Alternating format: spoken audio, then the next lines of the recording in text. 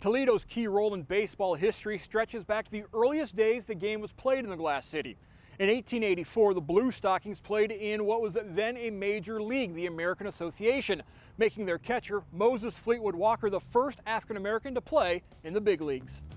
Walker, who's from Steubenville originally, and his brother Weldy were great athletes and intelligent people who were college educated but also wanted to play baseball. So he's a learned man, and he understood the times, but was a great athlete. And he got the opportunity to play in Toledo with their major league team at the time.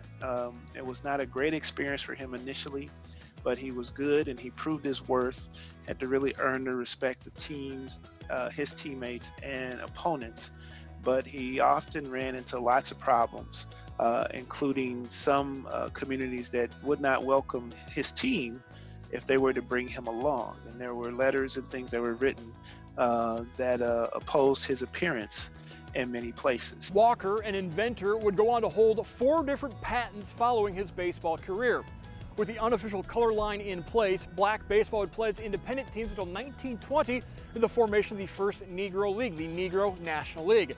This year, organized baseball, led by the Negro League Baseball Museum in Kansas City, is celebrating that centennial. We were able to secure wonderful grants from both the Major League Baseball and the Major League Baseball Players Association for continued support of the museum and its programs, a second gift that came in at $1 million combined, total from those 2 organizations. We pivoted to a social media campaign, which is still ongoing, called Tip Your Cap. And a lot of notable folks were able to show respect to the Negro Leagues by simply taking a photo or posting a video on social media, tipping their cap, which is just a gesture in baseball of respect. And we were fortunate to get 4 of our former presidents to tip their cap, along with other notable sports celebrities like Michael Jordan and other baseball and celebrities from other sports, as well as entertainment. And everyday folks can also tip their cap on their Facebook or their Twitter or other social media and be included in this celebration. The Mud Hens were set to honor the 1923 Toledo Tigers by wearing uniforms inspired by that Negro League team. All minor league teams were encouraged to celebrate the 100th anniversary of the Negro Leagues. We looked back at our history. We had 3 franchises that played in Toledo. The Toledo Tigers were the very first franchise in 1923, so we felt like we were going to honor our very first franchise that called Toledo home. But it's something that we hope to do, even if future years aren't celebrating a significant milestone like a 100th anniversary. That history is still important to us, and we could bring those back out eventually. From the early days of the 20th century to the 1950s, generations of baseball fans came to the corner of Monroe and Detroit Streets in Swain Field. A portion of the left field wall still stands. Many Toledo-based teams called Swain Field home over the years, including the Negro League's Toledo Tigers. And in 1939, the Toledo Crawfords came to town. They boasted 2 of the biggest names in black sports. Olympic track and field legend Jesse Owens was one of the owners of the team, and it was thought that his celebrity status would help fuel ticket sales.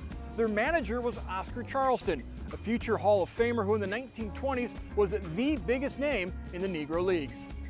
You know that not only from memoirs of what people will tell you who are remembering the game, but if you go back into the newspapers at the time, there were a few that really covered black baseball well, Pittsburgh Courier and the Chicago Defender being preeminent among them.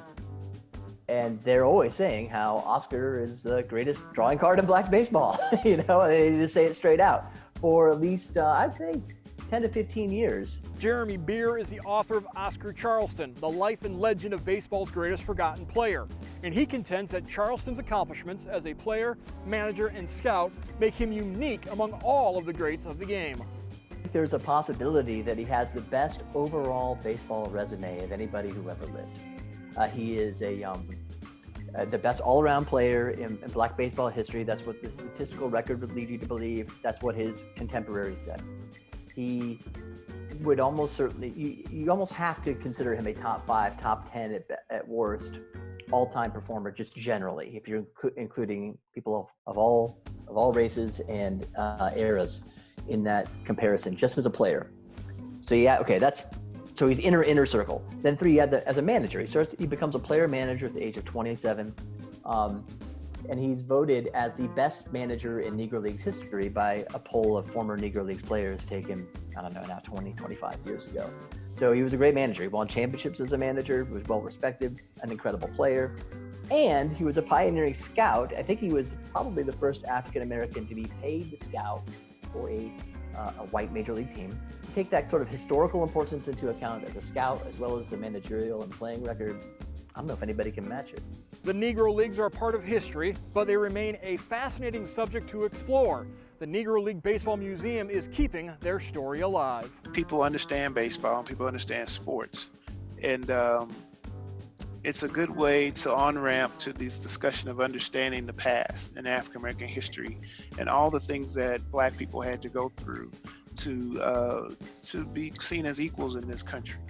And it is everyone's history. It is not just African-American history. It is truly American history. And the good, the bad, the ugly, but more importantly, the triumphant as well is here in our museum. So we feel those lessons are worth learning. This game is part of us and it's part of our being American, and we shouldn't deny ourselves that.